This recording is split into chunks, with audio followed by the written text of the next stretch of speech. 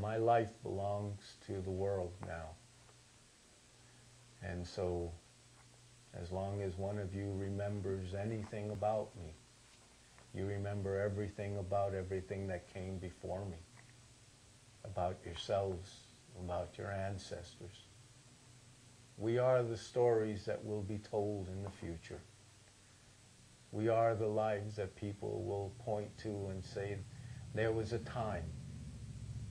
We are in that life now, that time. We are in a place of evolution.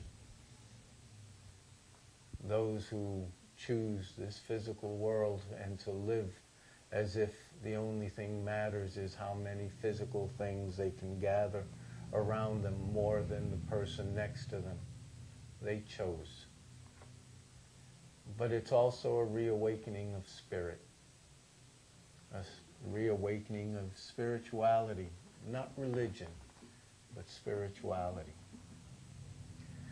That's an evolution of consciousness, where people the world over are gathering with one another in this way, this Earthdance, gathering with one another and reaching out and sending a voice that becomes a white light that will be seen at the furthest end of creation.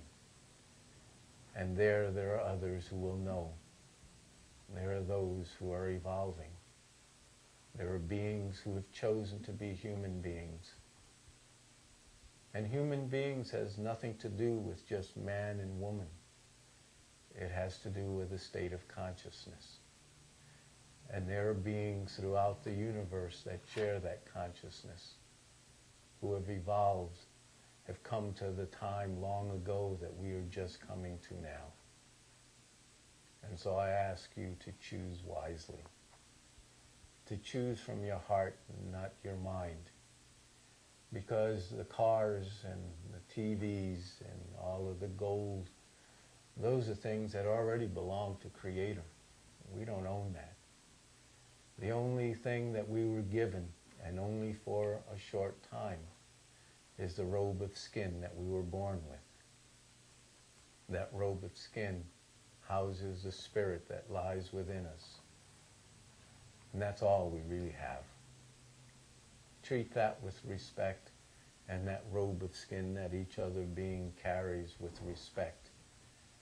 And you will have the riches that your heart has been seeking. And yeah, the other toys are okay. You know, I enjoy the different things that I can work with, make my life easier. But I also live in the world. And if everything disappears tomorrow, I will find joy in the rocks and the water, the rivers and the trees, because that's the spirit of who we are. We are connected to these things from the beginning of time, and we will be connected to these things until we pass away and change the place that we live. I am not a representative of my tribe other than an elder within that nation. None of us has the right to speak for other people unless they gather with you and say, these are the words that I wish to be spoken. And then I don't have the latitude to change those words. But before I spoke today, I offered a prayer. And I've sat in the best way that I can, and I hold this eagle feather so that you know that what I'm speaking is in our way truth, and that the doorway that I hope that I am speaking from is not myself, but a spirit that belongs to each of us. And I can talk for a long time, and those of my family and relatives who know me, you know, they understand that. You know, I just close my eyes and it looks like I'm talking in my sleep.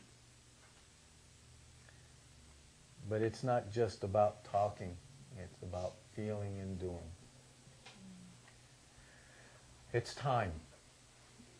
It's time for peace. It's time for us to become one again. And I would ask my relatives to speak and for you to listen so that we can once again know each other's hearts and put this instrument of war in a place where it never needs to be played again.